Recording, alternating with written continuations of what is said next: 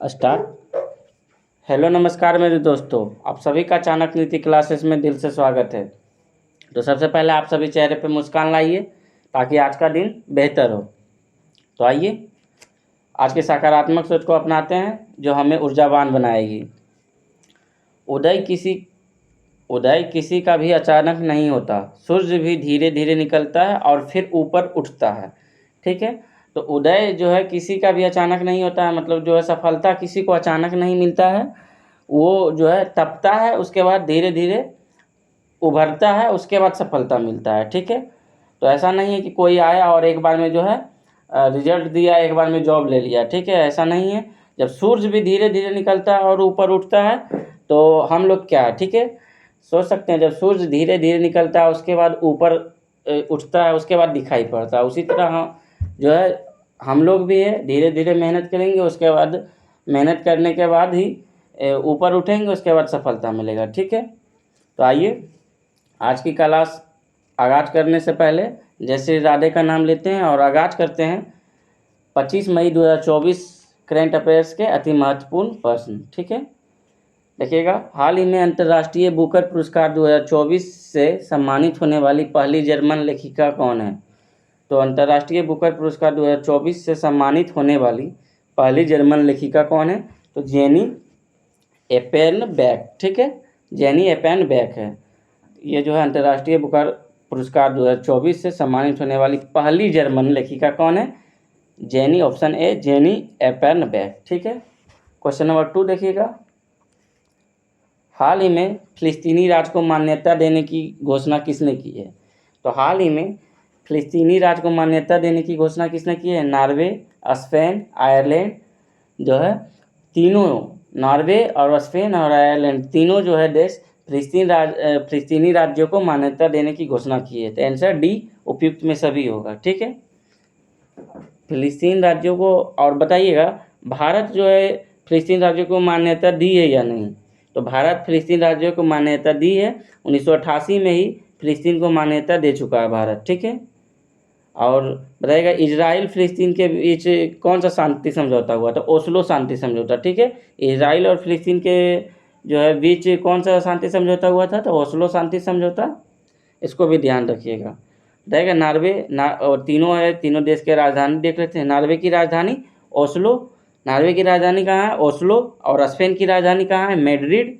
ठीक है, स्पेन की राजधानी मैड्रिड और आयरलैंड की राजधानी डबलिन। ठीक है, राजधानी इसको याद रखना है। और बताइएगा, जब कि इजराइल के चर्चा हुआ है तो इजराइल के बारे में भी थोड़ा जान लेते हैं।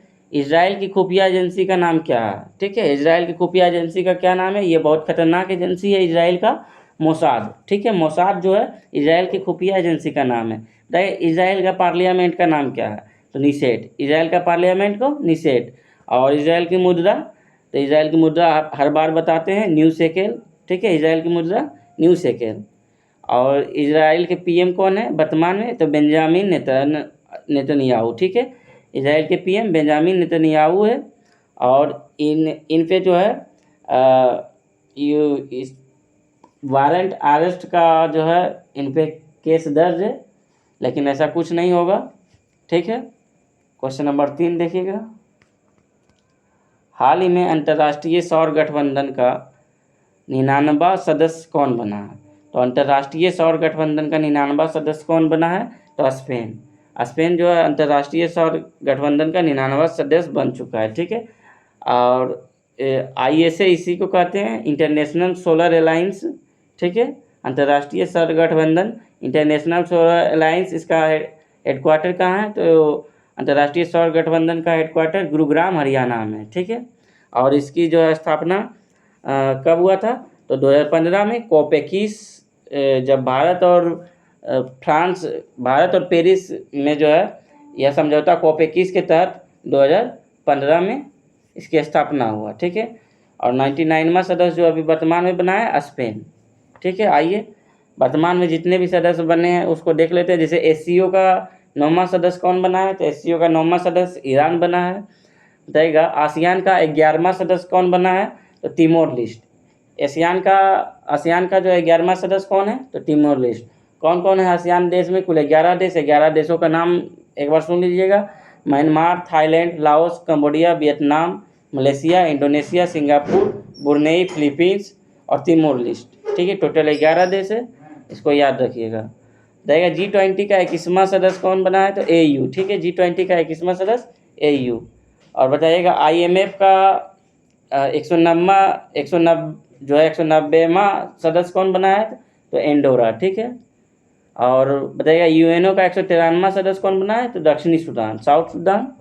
ठीक है, तो जितने भी अभी वर्तमान समय में नए मेंबर बने हैं अलग अलग सभी बता दिए हैं। तो चौथा नंबर क्वेश्चन देखिएगा, हाल ही में दूसरा AI शिखर सम्मेलन कहाँ आयोजित हुआ? तो दक्षिणी कोरिया। ठीक है, हाल ही में दूसरा AI शिखर सम्मेलन कहाँ आयोजित हुआ?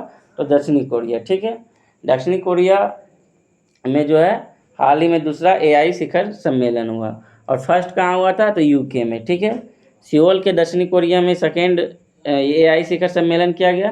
देखिए दक्षिणी कोरिया और उत्तरी कोरिया कितने डिग्री अक्षांश जोड़ती है, अलग करती है? तो 38 डिग्री। ठीक है, और 17 डिग्री जो है दक्षिणी वियतनाम और उत्तरी वियतनाम। ठीक है, और बताइएगा हाल ही में जो है रक्त घोटाला। ठीक है, रक्त घोटाला कहाँ हुआ? जब अशुद्ध रक्त घोटाला कहाँ हुआ है? तो ये UK ब्रिटेन में हुआ है। ठीक है, क्वेश्चन नंबर 5 देखिएगा, हाल ही में भारतीय वायुसेना के सेवारत कर्मचारियों और उनके परिवार के लिए पहली आपातकालीन चिकित्सा प्रतिक्रिया प्रणाली कहाँ प्रारंभ की गई है? तो भारतीय वायुसेना के सेवारत कर्मचारी और उनके परिवार के पहली आपातकालीन चिकित्सा प्रतिक्रिया प्रणाली कहाँ प्रारंभ की गई है? तो ऑप्शन डी बेंगलुरु में। ठीक है, बेंगलुरु में जो है ये प्रदान की गई है। क्वेश्चन नंबर देखिएगा, और ये जो चलता है शाम को क्यूज, सभी लोग ज्वाइन कीजिएगा इसमें।